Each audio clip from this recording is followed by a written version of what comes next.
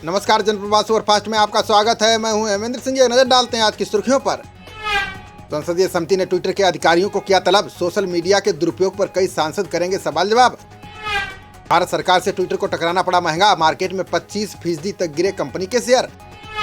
दाढ़ी काटने के मामले में ट्विटर इंडिया के एमडी को पुलिस का नोटिस। 12 बिंदुओं में 1 सप्ताह के भीतर यूपी पुलिस को देना होगा जवाब। गृह मंत्रालय ने साइबर धोखाधड़ी रोकने के लिए शुरू की राष्ट्रीय हेल्पलाइन 155260 पर सूचना देकर दर्ज करा सकेंगे मामला। केंद्र सरकार ने केबल टेलीविजन नेटवर्क नियम 1994 में किया संशोधन। शिकायतों के निपटान के लिए मंत्रालयीय समिति बनाएगी कानूनी तंत्र।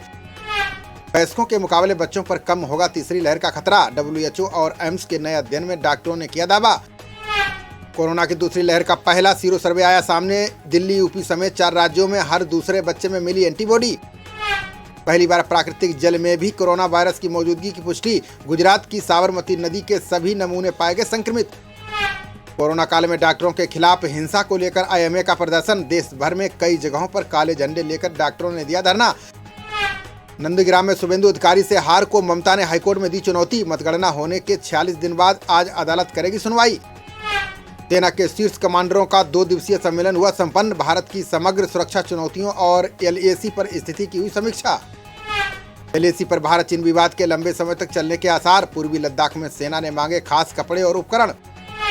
स्विस बैंक में 20,000 करोड़ से अधिक हुआ भारतीयों का धन। कोरोना महामारी के दौरान बैंक में जमा होने वाली पूंजी में आई कमी।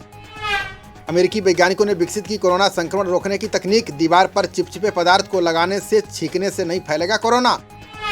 28 जून से महाकालेश्वर मंदिर में दर्शन होंगे शुरू। ऑनलाइन बुकिंग के बाद ही श्रद्धालुओं को मिलेगी प्रवेश की अनुमति। मेघालय, असम और मणिपुर में महसूस किए गए भूकंप के झटके। रिएक्टर स्केल पर 2.6 से 4.1 तक मापी गई तीव्रता।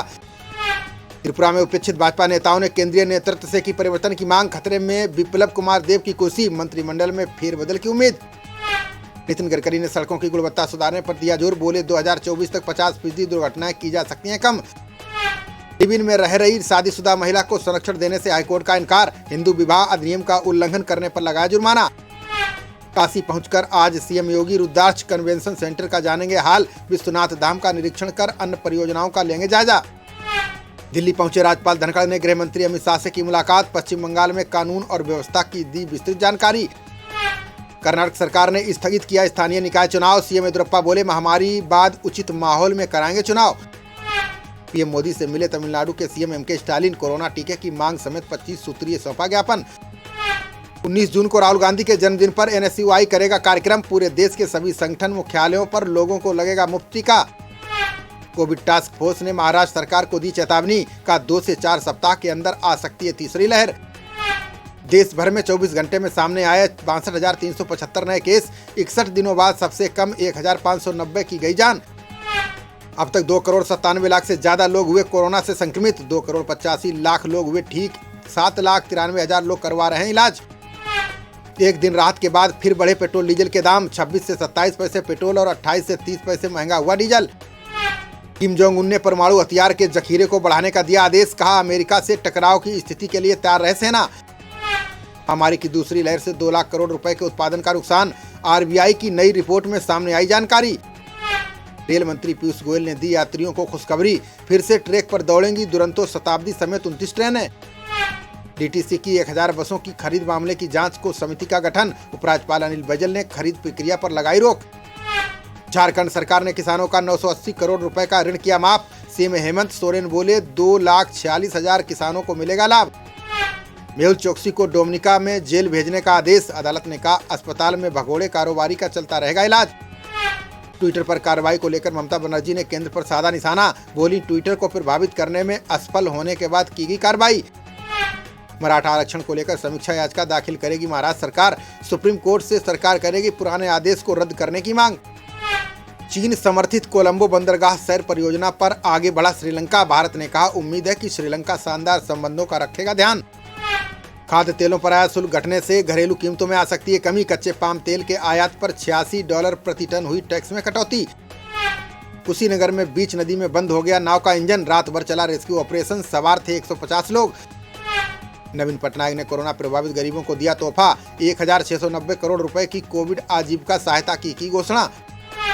असम सीएम हेमंत बिस्वा शर्मा ने अधिकारियों को दिया आदेश, बोले 31 अगस्त तक पूरी करें आधार पंजीकरण प्रक्रिया। डिप्टी सीएम मनीष सिसोदिया ने सरकार के आय और व्यय पर दिया बयान, बोले 2021-22 के पहले 2 महीने में कर संग्रह हुआ कम, बड़ा खर्च। गुजरात सीएम विजय रूपाणी ने विपक्ष के आरोपों पर किया पलटवार, बोले दूसरी लहर में ऑक्सीजन की कमी से किसी मरीज की नहीं गई जान। अंतर्राष्ट्रीय योग दिवस से मध्य में शुरू होगा विशाल टीकाकरण अभियान, शिवराज बोले 18 से 44 आयु वर्ग के लोगों को दी जाएगी प्राथमिकता। हरियाणा सीएम मनोहर लाल खट्टर ने गठित किया ड्रोन कॉर्पोरेशन, बोले हवाई सर्वेक्षण से विभिन्न विभागों की गतिविधियों में आएगी तेजी। झारखंड सरकार ने संभावित तीसरी लहर से जंग की शुरू की तैयारी, सीएम हेमंत सोरेन ने देश के शीर्ष चिकित्सकों के साथ की बातचीत। 2030 तक 2 करोड़ 60 लाख हेक्टेयर बंजर भूमि फिर से होगी हरी भरी, प्रकाश जावड़ेकर बोले क्षेत्रवार योजनाओं पर केंद्र सरकार कर रही है काम। विराट कोहली ने WTC फाइनल से पहले दिया जीत का मंत्र, बोले खिलाड़ी मैदान में वैसा ही खेलेंगे जिसके लिए जाने जाते हैं।